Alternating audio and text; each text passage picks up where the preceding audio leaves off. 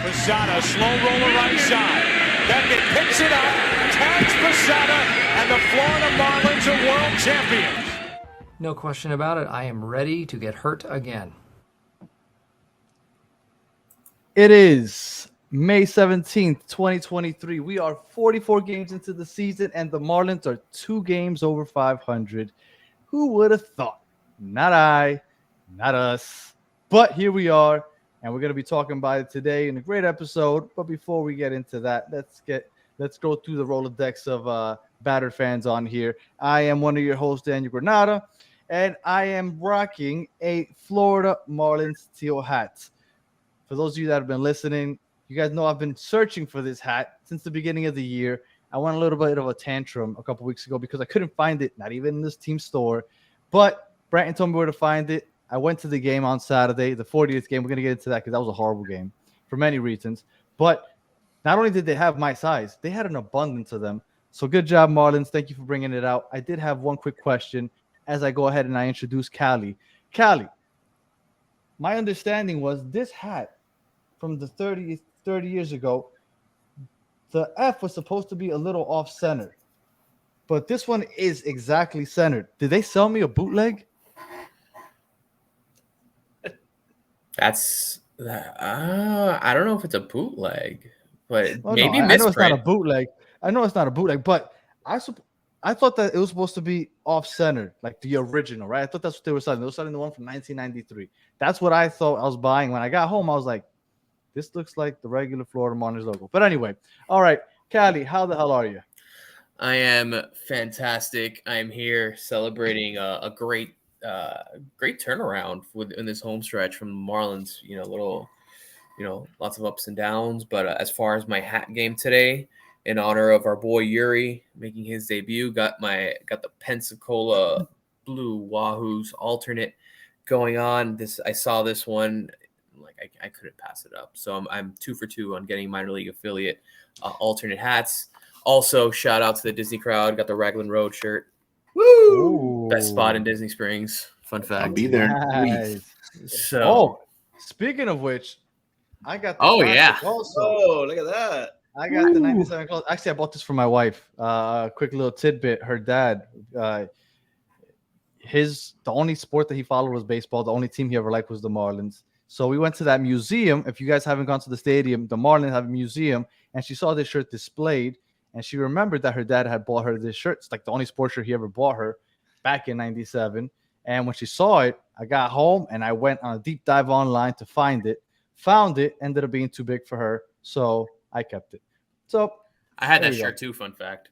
I remember that shirt. Did I? That when I saw the Yeah. shirt, the nostalgia slapped me in the face, man. That was a Man, classic. This is really cool. I mean, her dad has passed since then, so it was like really like one of those nostalgic, cool feelings. So I'm gonna have to keep looking for a smaller size for her because I'm keeping this one. Bratton, how the heck are you? I'm great, man. I'm great. Got to spend some time at the ballpark over the weekend with Spaz and Callie, which I'm sure we'll talk about. Just loving the Marlins right now, man. Great series against the Nats. Could have been better against the Reds, but again, we'll get into that. As far as hats today, I'm rocking my Beloit Sky Carp hat. This is one from their inaugural season. If you don't know their history and their story, go on their website and check it out. Beloit was going to lose the team because their stadium didn't meet code, and kind of like Inter Miami, in like 16 months, the community rallied and built a brand new stadium, and here they are, our affiliate. So check them out. They're league leaders right now. They're playing some great ball. Am I not mistaken that they used to be an indie ball team? No, they were a minor league affiliate. They were the Beloit Snappers. Right. Okay. And then it was a rebrand. Yeah. Right. So it was a rebrand because their sales were one of the worst in the league, in minor league baseball. And then now with the rebrand, as you can see, this hat looks awesome. The one Cali sported a couple weeks ago looks great. So they're doing a lot of great stuff. So support our affiliates. And bring in the minor league knowledge. And Spazzy, how the heck are you? I'm doing great, man. Stoked after this afternoon's win But unfortunately, I'm not wearing any Marlins on my head. But I was traveling to Talladega and I stopped in Montgomery. So this is a Montgomery Biscuits hat, which they were not playing at the time, but the employees were very nice and they let me in and they let me buy a couple of things and let me out in the field. So Montgomery Biscuits are actually an affiliate for the Rays. So fuck them in that sense, but that was awesome. Hey. My jersey, I'm wearing a 1950s Miami Marlins. Hey, With the vintage Marlin. Whoa! I got some heat. Look at I got some heat. That's fire right there. And Damn, fun I fact, need that. Satchel Yeah. Paige actually played with the Marlins during that time. yeah, Well, see, yeah. look They at were that. unaffiliated at that time. Yeah, I got had that no heat. idea. Look at this guy. Yeah, it came out of nowhere. I'm gonna have to start rocking jerseys also. I'm gonna need links Jesus. to that ASAP. Yeah. Yeah, All me right. too. I've already been ordering enough shit that my wife's gonna divorce me anyway. Might as well be wearing good clothes. That's rough. All right. So, anyway, good week so far. I know last week we went ahead, we did our predictions. Some of us went as far as predicting a 6-game and win streak, right? Just 2 sweeps. So Who the most hell of us said said that? 5-1. Most of us said 5-1, but 4-2 still good. Has us 2 games over 500. We lost the series against the Reds, but we bounced back and we swept the Nats like we should.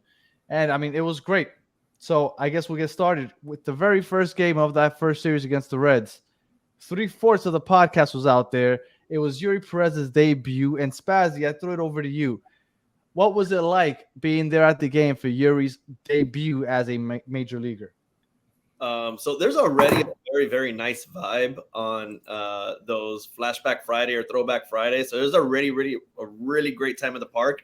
And man, like even just random people around you hear the buzz about Eury. So it was very, very nice to actually see him and do well. He got caught a little bit at the end, but first time out, dude. Super proud of the guy. And I wish we could have got the W, but very, very happy what I saw.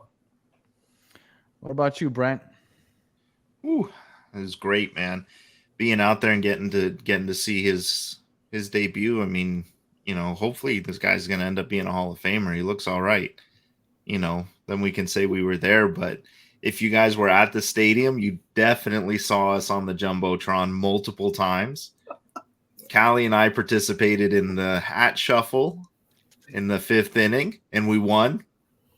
Thank So God. we won a free hat, which I'll probably wear on next week's podcast. But had a great time. We were on the TV broadcast as well. Spaz was in that picture. So, a great day at the park and, a lot of promising things from Eury, especially after what we saw today in today's game too. Yeah. I mean, he had that one inning, I think it was the second, where he got into a jam and had runners on first and second, and he worked his way out of it, even though his pitch count got a little high, but it was great to see him go through 5 today. And like I know that it was the first game of the first series and the last game of this series, so it's kind of bookended, but we'll just jump straight into it. Callie, how were the 2 starts? What do you think about the 2 starts for Eury? I mean, it's hard not to be impressed so far. The kid's only 20 years old. I mentioned it kind of pre-show when we were just talking, but he's almost 10 years younger than the average Major League Baseball player right now, which is an insane stat. I was at the ballpark very early that first game of the Red series, and I always hang out by the Budweiser bar, for the most part. And I was waiting for Spaz and Brandon to get there. And as soon as Eury came out to start tossing, like I was there kind of by myself because it's the Reds on a Friday afternoon. No one's there. And all of a sudden you just kind of feel the people kind of coming out and the phones coming out and people recording. And, man, he's impressive, man. Just the way he is physically. I mean, tall, lanky, 6'8", man. And he looks bigger. So he comes like Johnson. I see him. Yeah, like I saw him coming out of the dugout. And I'm like, oh, man, this kid's big, bro. And then you see his arm, very much whipping action. Sandy's very kind of methodical in the way he does things, whereas Eury, maybe not in the way he expresses emotion, but the way he throws a baseball, it's much more expressive, kind of like Jose was. Whereas Sandy's very technical. Eury's very just, he just has the ability. It's just, it's like, I hate to use this phrase, but God-given. Like, it's just, he's a freak. First outing, he looked great. He got hit hard a couple times. That's going to happen, especially when you're a fastball dominant guy. Second outing, I didn't get to see so much today. Unfortunately, I was at work. Now I was going to watch a 105 baseball game on a Wednesday, but I was able to watch the highlights, and same thing, man. Like, dude just shows. He was very in control from the little I saw. Able to get out of a jam like that, early in a game and still make it to 5, and have a ton of strikeouts on top of that. It's very encouraging, man. There's a lot to love right now. Through 2 games, 9.2 innings pitched, 13 Ks, 3 walks, 1.03 whip. He's looking good. He looks really good for being that young. I know a lot of people, and I think on this podcast, we might have said it. I forgot who it was said it, but we thought that he might get called back down eventually, right after a couple games. that was me. I said that. That was not me. That was me. Well, I think after the first 2 starts, if he can give like a 3rd or 4th start like this, I don't think he's going back down. I think he's here to stay if he can keep producing the way he is. Regardless of results, I don't think he's going down unless he gets like beaten up real bad. Like Skip said after his first start, like he's here to stay. He belongs. Yeah, he's not going anywhere. Well, Spaz had his doubts today during the 2nd inning. Spaz, I know you had a little issue with what you were watching earlier today. What's going on? Well, because I texted you guys, and like the first inning, I'm like, 1, 2, 3. Like this, it was like 9 or 10 pitches, and I was like, fuck yeah, this is what we're doing. We're going like 8 innings, 75 pitches or something. And then, man, I think I texted you guys like, 1, 2, 3, and then the second inning was like 26 pitches or something like that. So I had to talk myself off the ledge, and then kind of like what Callie said, he's fucking 20 years old. I was dropping out of college and being a piece of shit at 20 years old. This guy's like, like, this guy's the best, dude. And so I talked myself off the ledge, and then I kept watching the game. We got some run support. So yeah, I was very, very happy with what I saw, and I want him to stay. I mean, I love him. I have to, and everyone should remember, dude is 20 years old, man, and made that jump from AA to fucking the majors. Awesome. So we'll talk about that rotation a little later, but that rotation is looking nice if everybody can get healthy eventually. But before we do, let's go back to the Red Series. So you guys were out there on Friday, Throwback Friday. You got to see Eury, but they lost that game. And then I was out there on Saturday, game number 40 of the season. And I'm not going to lie to you. And I know that we've gone undefeated since, right? We won 4 in a row after that. But game 40, I thought that was the beginning of the end for the season. Because it was the first game we lost by 1 run. So that was done.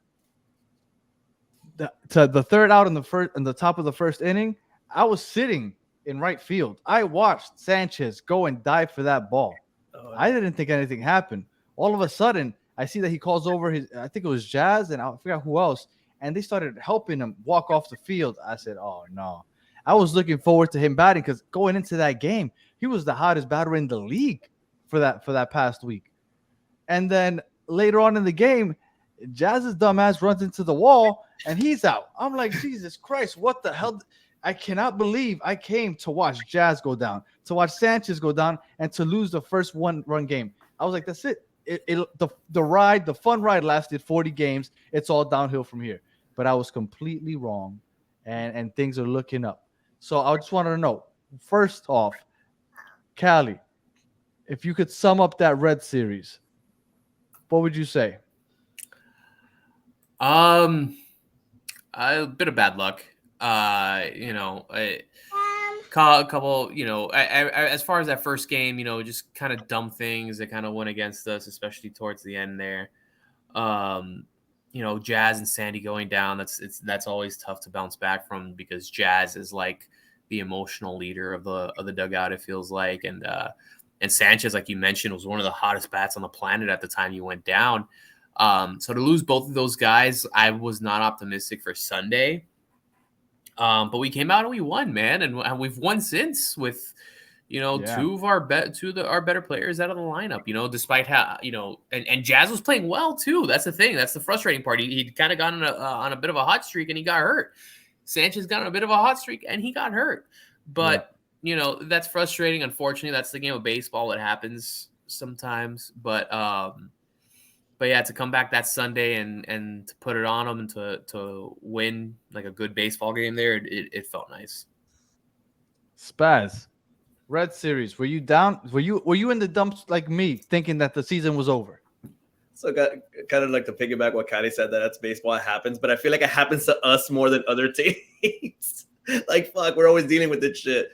But I texted a buddy of mine, and like getting our asses kicked by the Mets, getting our asses kicked by the Braves, like I'll take those L's. I will take those L's all day. For sure. I told him, I go, man, I am really pissed off about this Red Series. Like I'm just upset because even the game that Sandy went deep in, what did he go, 8 innings or something like that?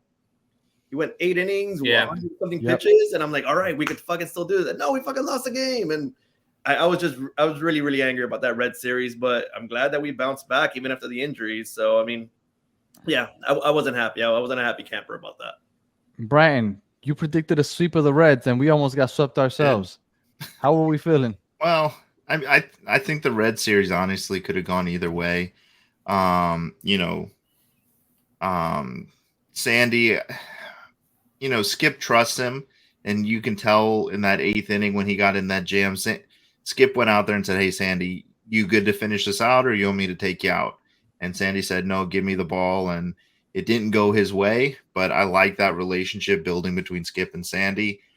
I mean, the injuries is going to be what that series is going to be remembered for, because, that really takes Jazz. Jazz isn't going to hit 40 home runs now, because he's probably going to miss at least a month, if not a month and a half. But the good thing is we've got guys like Burdick and Xavier Edwards, Xavier contributed quite a bit tonight in the game. And, Burdick has been very good since he's been up. They both have great stats in AAA. So these are guys that potentially are getting their shot to prove that they can be in this outfield and contribute past when Jazz comes back, and maybe,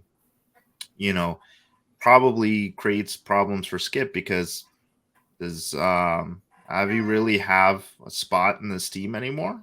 Yes, because he gets paid $56 million. Yeah, but if they can find somebody, they can find somebody to offload him. They probably would, because he needs to start hitting for that to happen. Unfortunately, Yeah. Well, we'll see what happens there, but talent wise and performance wise, if you take the money out of it, Avi doesn't have a spot in this team because people have stepped up. So, that's the good thing that's come out of the Red Series and kind of continued into the Nat Series. But, the Red Series really should have been 2-1 in our favor. That Sandy game just, it killed us. Well, another positive out of that Red Series, that we finally got Cooper back. Yep. Yeah, That's we needed Cooper Coop came back. back. I believe and he came back during that Red Series. He only played one of the games, but it's great to have him back, because him in that number 2 hole, I think, is perfect. Batting well. I mean, Jazz isn't leading off anymore, but when Jazz was leading off, I always thought Cooper was the perfect person to have behind him. And I mean, he is that bat that we've been missing in first base, and I'm glad to have him back. I mean, I feel like he's been a big part of this team, and he contributes a lot more than people give him credit for. I agree. All right, so we went on, and like a lot of us said, we would sweep the Nats, and we went ahead and we swept the Nats. What stood out to you the most, Callie, in this Nats series? What stood out the most to me is that we just played like really good baseball. Like, we not, yeah, sure, a couple defensive lapses and stuff, but like every game felt like, like we were in it, like we were competitive, and never felt like, oh fuck, here go the fucking Marlins again. It was very much, the bats showed up. It felt like for every game, some scrappy playing, everything seemed to go our way, which is huge, and we had a couple guys with a couple timely hits. De La Cruz had an awesome series. He's been on fire. Solar had an awesome series. Solar Power and Lighting, trademark patent pending. No one can steal that. It's mine. we saw these guys have very good series, and even guys like Burdick are really contributing a lot now, and Xavier Edwards. It's so encouraging to see the young guys playing this way. Even Segura has had a good series. He's played some good baseball lately, which is fantastic, which is what we need, which is maybe why we're 2 games over 500 now. Maybe hopefully now this creates some momentum and we can create some separation and between being 500 and above 500. Well, and now that you bring up Segura, over the last 2 series, he has 7 hits. He's batting 350, 480 on base percentage, and 930 OPS. I mean, it's only a week. I don't know how long it'll last. I figure that the averages eventually has to average out because, I mean, for his career, he's been much better than he's been over the beginning of the season. But that was definitely one of the positives coming out of this week in the Nats series. Bratton, what about you? What do you think positive out of the Nats series, or just a general? Yeah, what did you get? I mean, so I have to be fair. As a Segura critic here, Segura really came alive in the Nats series, and in the Red series too. But like even today, like his hustle and how hard he was playing today was just encouraging. Like I don't know if you guys saw where he stole second at the end of the game today, and he was booking it, like he was hustling. And that's what you love to see from a guy like that. But the other good thing that I take out of the Nats series is our starting pitching looked really good in the series. Cabrera had a great game yesterday and only walked one guy, so he was able to hold it together. Yeah, he didn't go deep into the game. I think he got pulled in the 6th, so I think he only went 5, but that was really encouraging to see that from him. There wasn't like a 5th inning collapse like we saw in his last start. Eury closing out the series looked really good. And then, the bullpen really held on in the first game against the Nats. Even though we had that 2-run lead early, we kind of gave up the lead and then walked it off at the end, and the bullpen kept us in that game. So, good things there and just good overall. I'm happy with the Nats series. I'll talk about that all day. And back to what you were saying about Edward Cabrera, he actually had no walks yesterday. So he struck out 6 and had no walks. So last week when we were talking, he was leading the National League in walks. All of a sudden, he has a game where he strikes out 6, no walks. I will take that any day. He is the perfect 5th starter for us. And I'm looking forward to this rotation looking a little healthier. Spaz, what did you take out of this Nats sweep? I couldn't watch the game on was it Tuesday? That was a Solar walk-off, right? Yeah, Solar walk-off was on Tuesday.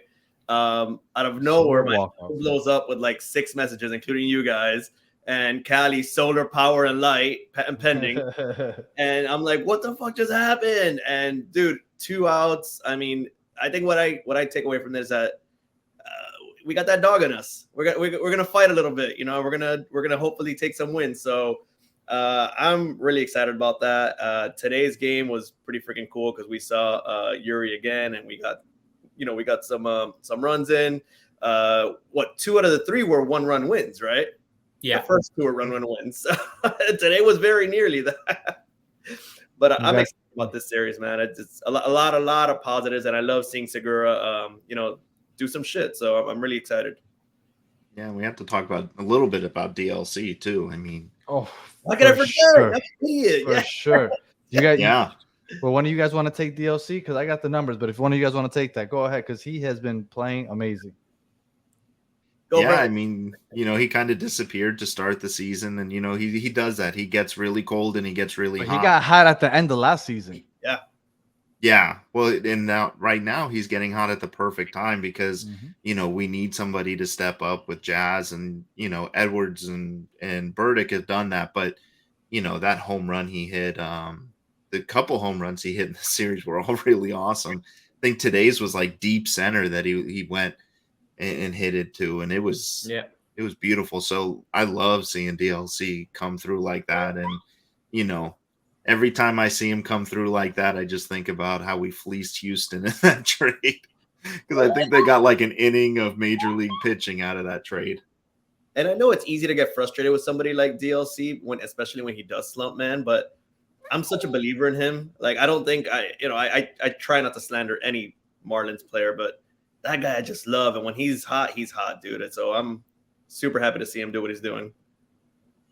Well, that outfield, when DLC's playing well, Sanchez, and if Jazz gets back, like that's a very good outfield that we have there.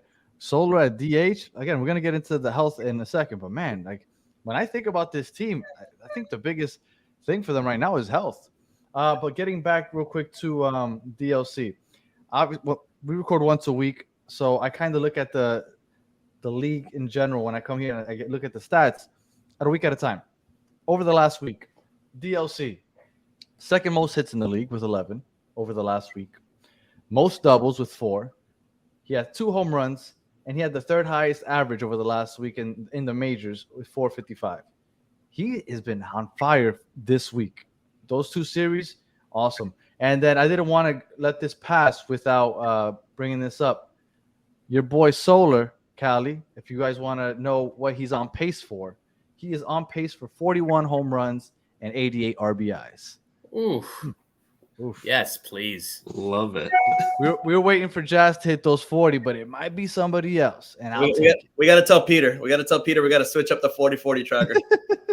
No, I think I saw Make it Peter a 40, saying he 80, was going to hit 40, 50. Who's Solar? Yeah. He's got to pick up the pace a little bit, but I wouldn't doubt it. I wouldn't doubt it. Also, one more thing I wanted to bring up.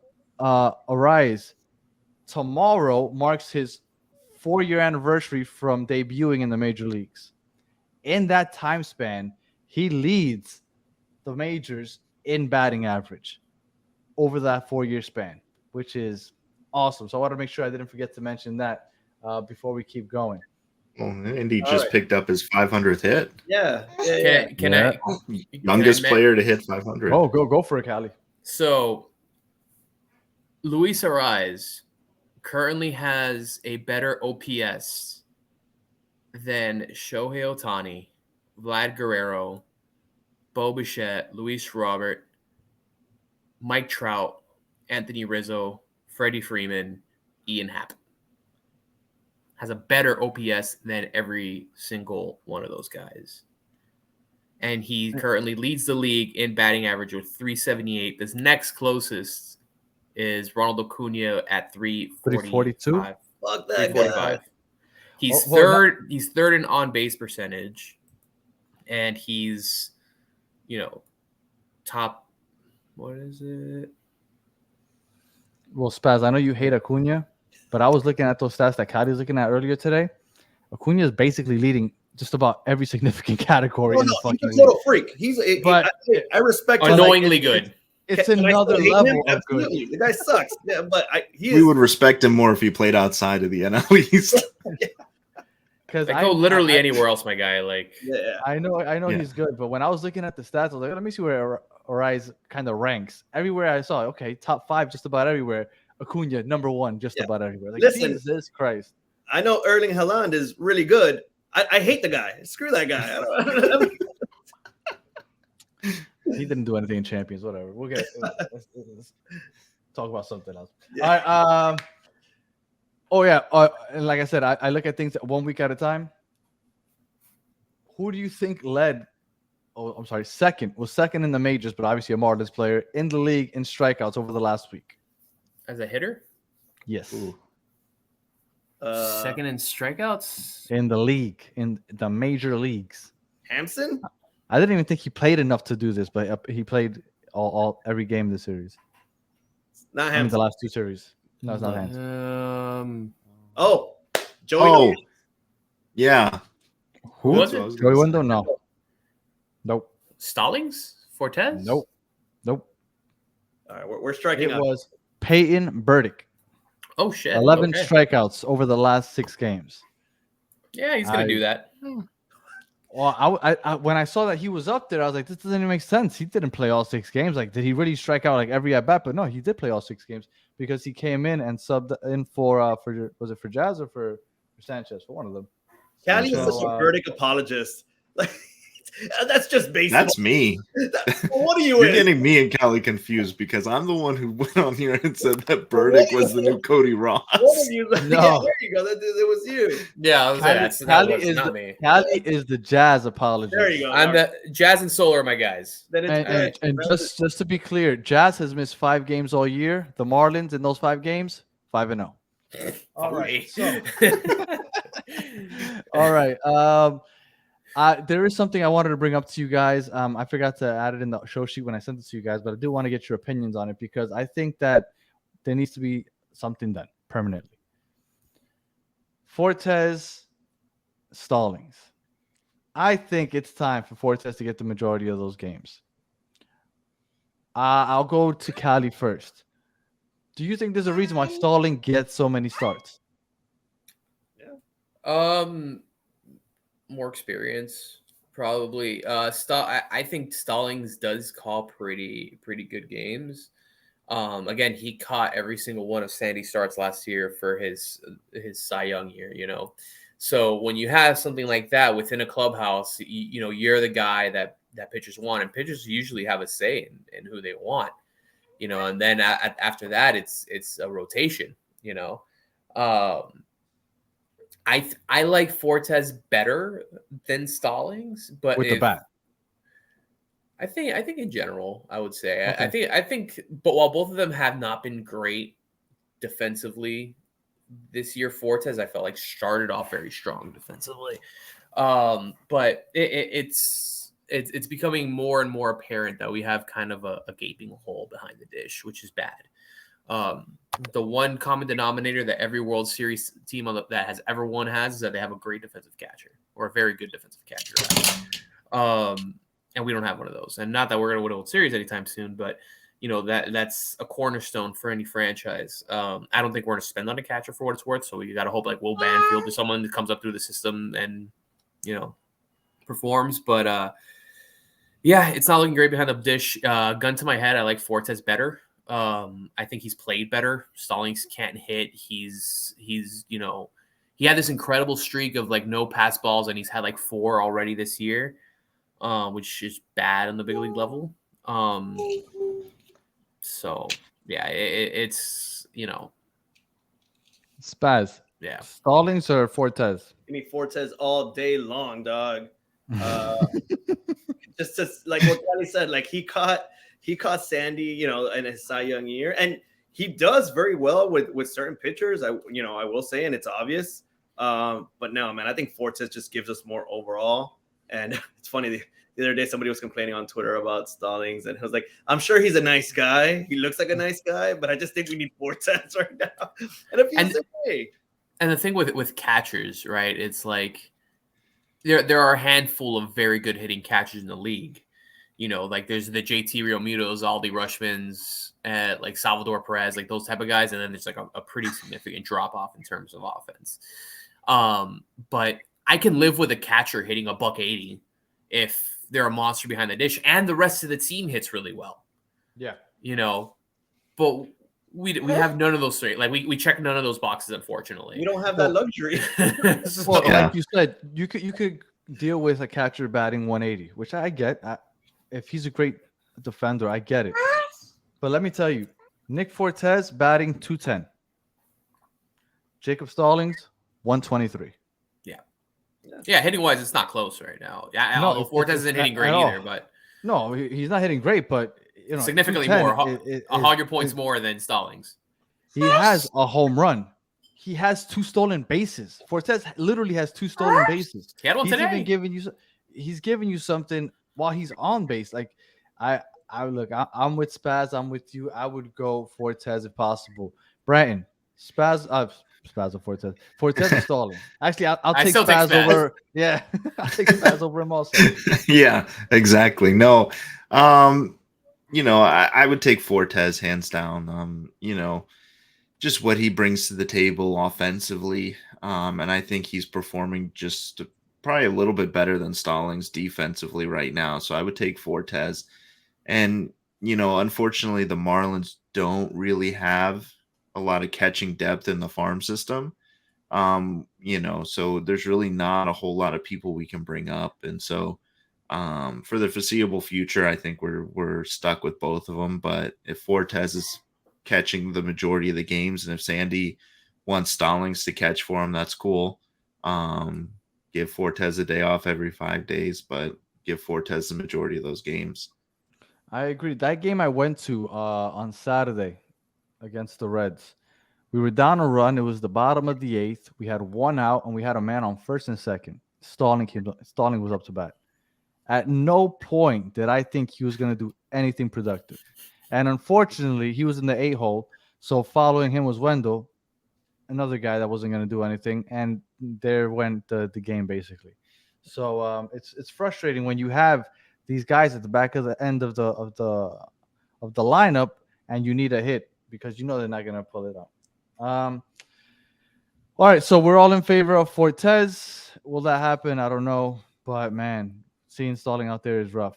But like we were talking about earlier, injuries have plagued this team. I mean, all teams deal with injuries, but this team has really been beat up because other teams can deal with, injuries, but they have depth. We don't necessarily have great depth, but we found some depth when the minor leagues as far as starting rotation goes. When we have everybody healthy, I don't think this is a hyperbolic statement at all. I honestly believe this could be one of the best rotations in baseball. If you have Sandy, Luzardo, Eury, Trevor, and then you have Edward Cabrera, if he can kind of get more consistent, can you imagine those 5 starters on a is there? I'm sure there probably is. I can't think off the top of my head, but a more solid 1 through 5 in the league. I think that we're going to be very scary if we could ever get all 5 of those healthy. We get Sixto and Cueto back as long relievers. I think that this pitching staff, Puck has to come back also. If we can get completely healthy, our arms can compete with just about anybody. And this is what you need if you ever make it into the playoffs. Brandon, what do you think about the arms if we get healthy? No, I mean, I think for sure, I think we could compete with anybody. I think maybe this year's a little bit early to make a statement like that because, a lot of our pitching is young. Yuri's only going to get better.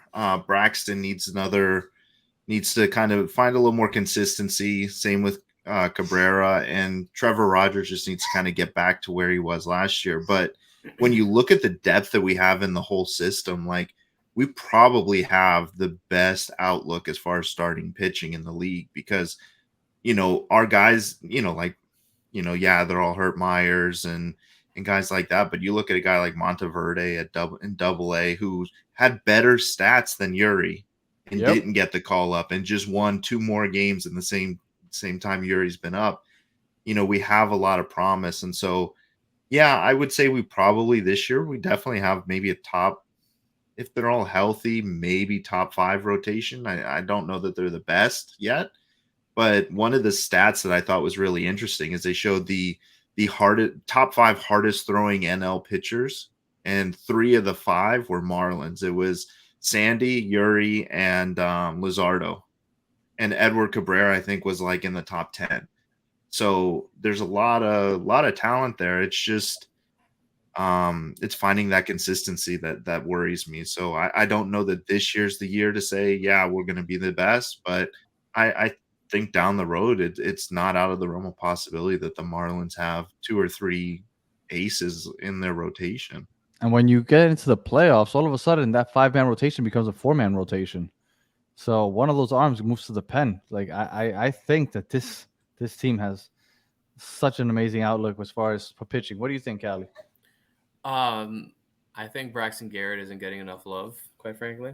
You know what? I agree. I would go Trevor over Braxton. You'd go Trevor. You mean Braxton over Trevor? Trevor, you mean? Nope.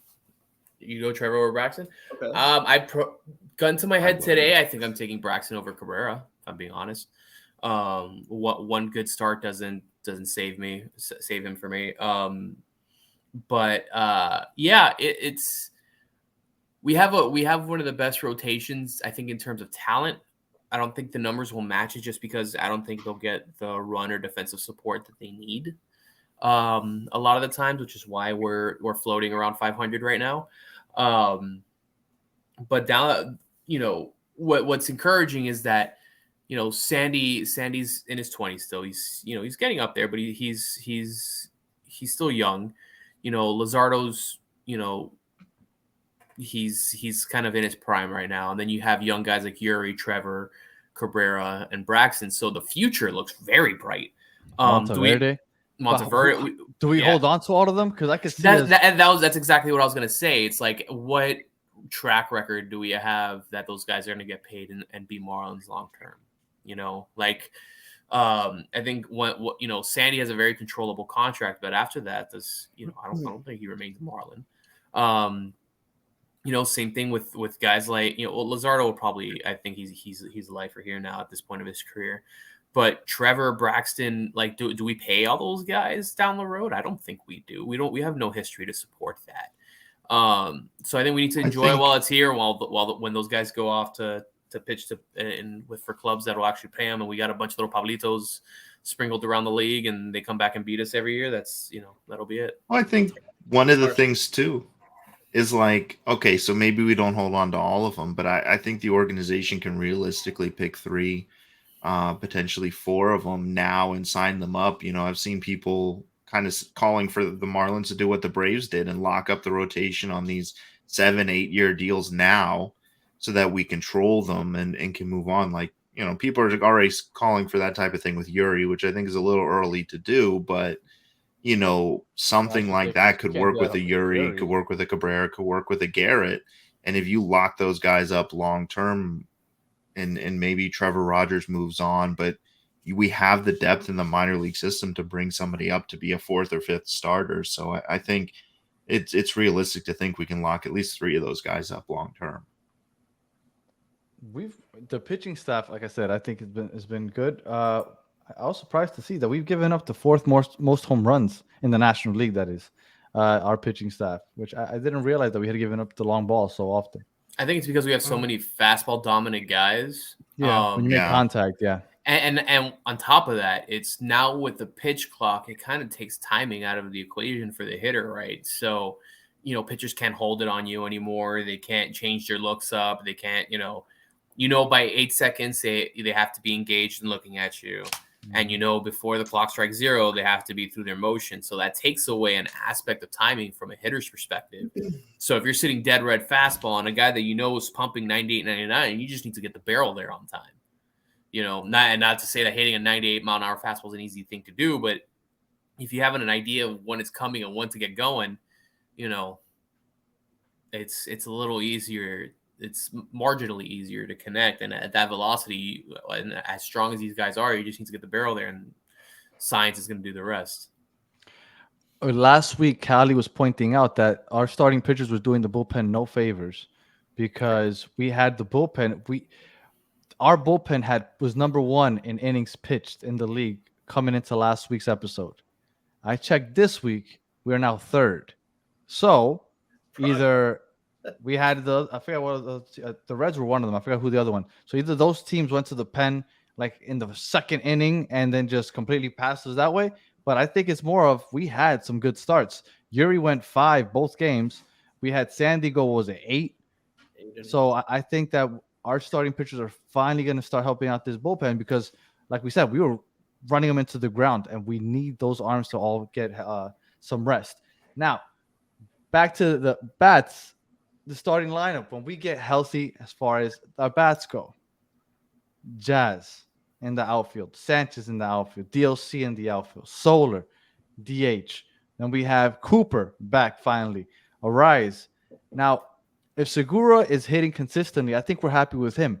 What do you think's going on at shortstop? We already said we want Fortes at catcher. What do you think's happening at shortstop? Cali. Man, I think it's a spot that's up for grabs now, man, and you kind of roll with the hot bat. If Wendell's a guy, you put Wendell there. If Birdie's a guy, you put Birdie there. Like, what's beautiful about baseball is that it's a lot of games and there's a lot of rotation, within the lineup and all that. So if you're putting a gun to my head, who do I want there full time? I'm a big birdie guy. I think we're all big birdie guys in here, man. Yep. Like Yeah. I the dude's gonna steal bases. He's not gonna he'll compete at the plate. He may not hit for 280, 290, 300, but he'll hit 240, 250. He'll get on base. He's a threat on the bases. His speed on the bases. He's not gonna make a lot of errors. He's gonna do the little things right. But with a righty pitching, I don't mind Wendell being in there, with as a lefty bat and, lefty pitching, you can platoon him for all I care. And even Hampson is a guy that's kind of earned his spot in here too. So, the best part is that it makes Skip's job very difficult, which is what a manager wants, because the bright side is you can't necessarily make a wrong choice. And that you have 3 or 4 guys that you can plug in there that are going to do the job. So, as long as Skip's job is difficult, that's a good sign for us. For sure. Bratton, Spaz, you guys are good with Birdie at short? What would you guys prefer? Spaz, I'll go with you. What would Birdie you prefer ball at short? all day, man. You already know. I should have known that. I don't even know why I asked you. One of my favorite hashtags, birdie ball all day. Give it to my boy. And yeah, man. I mean, he's got wheels too. So, like Callie said, so yeah, give it to my boy. Bratton. Agreed. I think, Wendell's only hitting 125. Birdie's hitting 270 for the season. To me, it's a no-brainer right now. But I do like that Skip's giving Wendell an opportunity to contribute, because we're seeing, like, with this injury problems we're having now, that we're going to need guys in positions ready to contribute. So, Wendell and Birdie are both guys who can play a couple different positions for us. So, not opposed to Wendell getting some looks, but I'd prefer Birdie to be the everyday shortstop. Birdie came a little back down to earth this past week, but since Wendell came back 2 weeks ago, I was looking at their stats. 2 weeks ago, Wendell came back. Wendell since then is batting 179. Birdie 343. Oof. Birdie is, as far as the bat goes, he's definitely, I think, the better option in that time span. Birdie has 3 stolen bases. Wendell has 1. Yeah, man, I think Birdie is the, if you had to pick one, and obviously you do, if Segura's playing well, Arise, you're not going to move. Cooper's back, so you're not moving Arise to first. I think that's the way to go. And if we can get this team completely healthy, do I think we are the greatest hitting team of all time? Absolutely not. Do I think that they have enough offense to win with our pitching? Yes, I do. So 86 wins, man. That's all I want. 86 wins. All right. So I think it's time to get into the minor leagues. My man Branton has a minor league update. What do you got for us, Branton? Yeah, so we'll start from the top down. Jacksonville this week.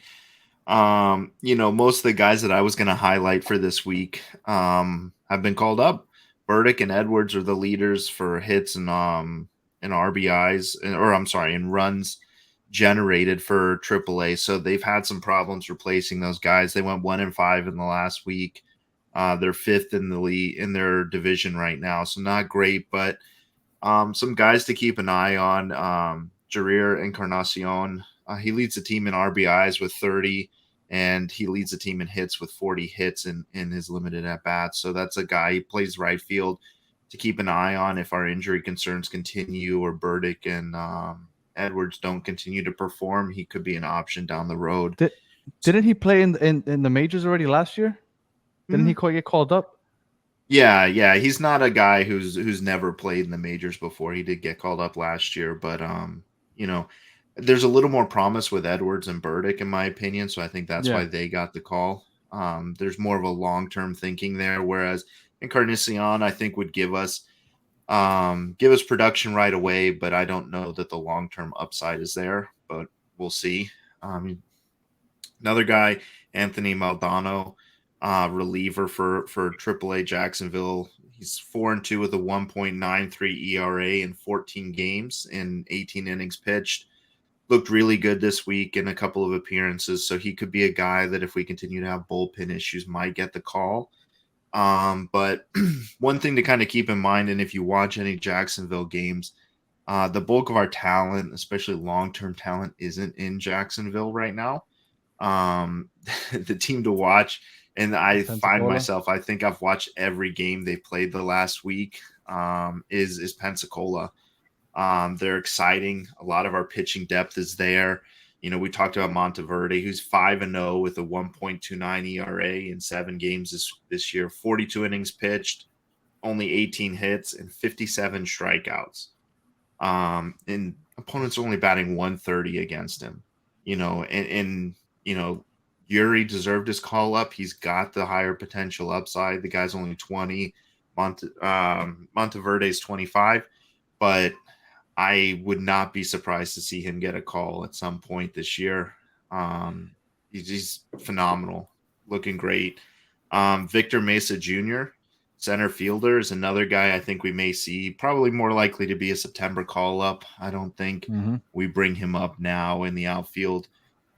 Dude was the player of the week this last week. He's batting 280, 289. He's got 25 RBIs, 6 stolen bases.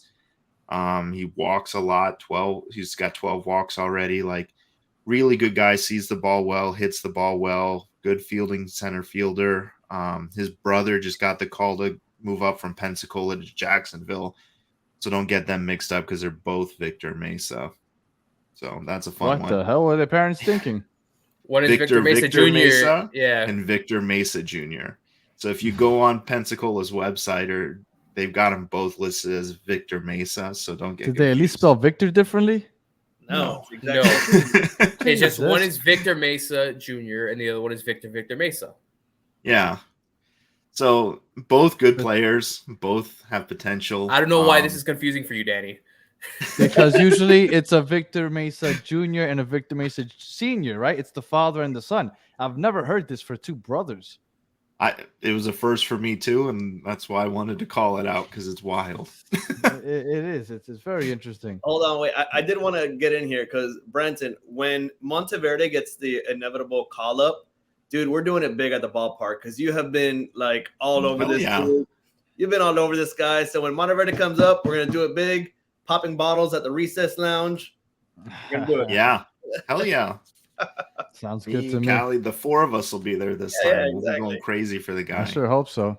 I was very upset that I missed Yuri's first win today. All right. Yeah, me too. I could have found a way, but AAA Pensacola went 6-0 last week. So they are tonight. They're playing right now. I haven't seen the score yet, but they're trying to be the first team since 2014 to win 11 in a row. So if you have MLB TV, you can watch the minor league games, watch some games, because the guys you're watching on that field are going to be guys that we're going to see in the majors. Their starting catcher, I forget his name right now, but converted shortstop. We were talking in our group chat earlier. A lot of the better catchers recently have been like Posey, Riamuto, former shortstops that have converted to catcher. So guys to keep a lookout on, and maybe somebody that comes up and replaces Stallings next year once we kick him to the curb. But, then single A rundown, Beloit, Sky Carps, they're first in their division. They went 1-3 last week, so not great, but a couple guys to keep an eye on. Yiddy Cappy, he's a second baseman and shortstop. He's batting .254, 34 hits, 22 RBIs. The guy is a great fielder, but he sees the ball really well. It would not surprise me to see him move up to either AA or AAA this year. He's starting to put things together. And then kind of on a negative note, but some guy I'm really high on, Jacob Berry. He's having a real struggle in single A right now. He's at high A Beloit, but he's batting like 130, struggling, but he's making some really great defensive plays. In college at LSU, the bat was there. So I think that'll come around as soon as he's adjusts from college pitching to professional pitching. But I think he's our number 3 rated prospect, or number 2. So first round pick last year. So a guy we're going to keep talking about because I hope he comes around. For sure. And then low A Jupiter went 3-2 last week. They're second in their division. Not really a whole lot of guys to call out there. I've watched a couple of their games. It's hard to identify any guys that really stand out because you're like, this guy hits the ball really well, but I don't know enough about the opposing pitchers to really know if these guys are for real or not. But that would be very difficult. Yeah, so if you're going to watch minor league games, Beloit and Pensacola are the two teams I would check out. I think Right now, Pensacola is the number Jacksonville's one for sure. struggling a little bit, but yeah, The talent in Pensacola for sure. Pensacola. Yep. All right. So thank you for that. Now we got the next week. We got 7 games coming up. We got a 3-game series and a 4-game series. So it's prediction time. Now, last week we were a little off, right? Maybe we got a little excited. But we're 2 games over 500, 44 games into the season.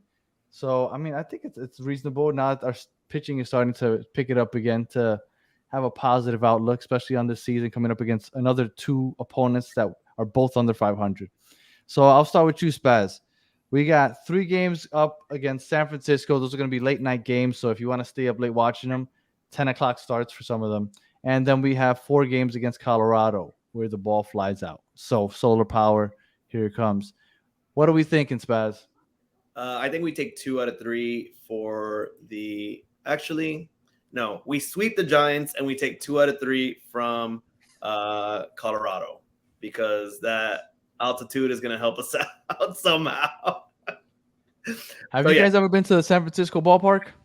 I forget what it's called. Yeah. No, I've never been. AT&T. They changed it recently, but it was it's Oracle Park now. Now it's AT&T Oracle. Park. It used to be AT&T. Yeah, it used to be AT&T. I went there and I walked on the outside and out, man, because there was no game. I went in March. I went like 2 or 3 weeks before they had their opening day, and they were coming off a World Series win. That was like in 2015 or 14 that I went. But yeah, it looks on TV. It looks beautiful. In person, I was dying to go inside, but I couldn't. But yeah, sorry, completely went off on a tangent. I digress. No, It's okay. Spaz, Don't let it happen again, but it's okay. go ahead, Spaz. So you said 2 out of 3 San Francisco, and no, we're gonna sweep San Francisco. Oh, super. Okay. Sweep San Francisco. I change it up, and I think we take 2 out of 3 from Colorado. Maybe that else. Colorado's a 4-game series. Oh, then we split that 2-2. That's still good. That's I'll go take ahead. that. 5-2. I'm good with that. Callie, what are you thinking? I am thinking that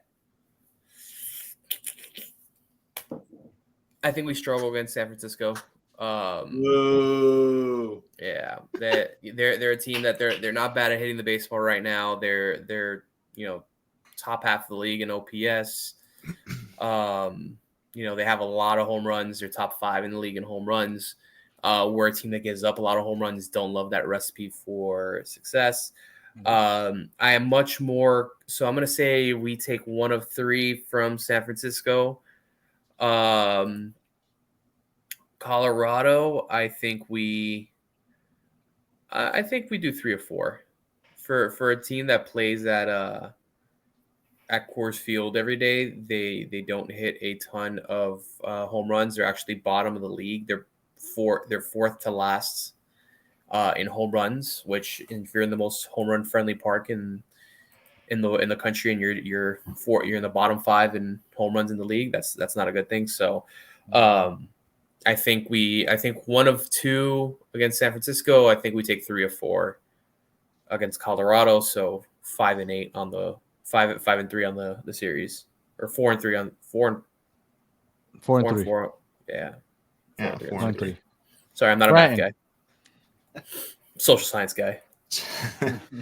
So I think against the Giants, I think we probably take 2 out of the 3. I think we have Sandy going tomorrow, so I think he's going to bounce back there and have a strong start. Then the other 2 is kind of a coin flip, depending on who shows up. I think we can take 2 out of 3 from them, and I'm thinking 3 out of 4 from the Rockies. I think Solar and DLC coming up with the power right now. They're gonna take on the Rockies and storm the stadium. I think, yeah. So I'm thinking 2 and 3, so 5-2 on the road on that part of the road trip, because next week when we talk about the Angels, I'm less optimistic about our chances there. But it's pretty key to come back on this road trip and start it off strong. So I think I think we had to win those 2 series to have any chance of coming back and finishing out the month around 500. I think we have to take both series. We do have to take both series. I guess I'm in lockstep with I think it was Brent and Spaz. You guys said 5-2. San Francisco hits a lot of home runs, but they don't hit for average. They're going to strike out a lot, and we have strikeout pitchers. They are going to connect on a couple bombs because they are 5th in home runs. So that's obviously impressive, but that goes in hand in hand, kind of like Cali said. People don't care about strikeouts anymore as long as you're hitting the long ball, and that's what they're doing. That's the recipe for success, which they haven't had a lot of because they're under 500. So I do think that we're going to go 2-3 against them, and I think we'll take 3 out of 4 against Colorado. Colorado's also not batting that great. They're in the bottom half of the league in average. They don't hit home runs. I think the pitching will carry us, and I think we 5-2, which would put us, if we go 5-2, at 28-23, and 51 games into the season. If you would have told me that they were 28-23, 5 games over 500, that's impressive. That's impressive. All day. For sure. Yeah. 86. That's the goal. All right. Predictions out of the way. Only one thing left to do. Cali, my man, you got the trivia for today. Ooh. So go ahead and break us down. All right. So in light of Eury Perez making his debut, yeah, we're talking debuts today. Mm-hmm. All right. So for the first one, there's a plethora of options. I'm helping everyone out. All right. So there are 5 Marlins, all former Marlins, I should say. All right, who homered in their major league debut with the Marlins. Homered in their major league debut with the Marlins. You get 1 point. I already know one. For each one mentioned. Hold on. I need to be able to write this down. Can we just yell out whenever? Hold up. Well, I'm being courteous by throwing up a finger, but I think I know one because I know one of them was a walk-off. You're correct. Yes, and I know who that was. All right, go. So let's start. You have 5. Bonus point if you can say who it's against. Miguel Cabrera, and I cannot tell you who it was against. That is 1. Let's see who else. Miguel Cabrera was 1. I mean, just throwing it out there. Stanton? Nope. No.